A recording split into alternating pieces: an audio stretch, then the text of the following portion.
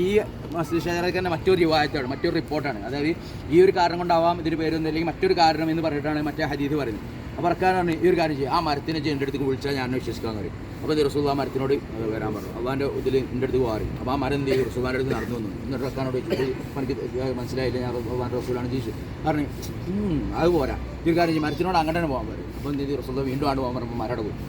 ഇറക്കാനോട് ഇനി വിശ്വസിക്കുകയും അവനില്ല, ഈ ഒരു കാര്യം ആ മരത്തിൻ്റെ പൗതി വരാൻ പറയും. വലിയ നബിയാണെന്ന് പറഞ്ഞു പൗതി വരാൻ പറയും. അപ്പോൾ പൗതി ഇങ്ങോട്ട് വരാൻ പറയും മരത്തിൻ്റെ. എന്നിട്ട് എന്ത് ചെയ്യും, ആ പൗതി വരും. അപ്പോഴും ചോദിക്കും വിശ്വസിക്കില്ല, വിശ്വസിക്കില്ല.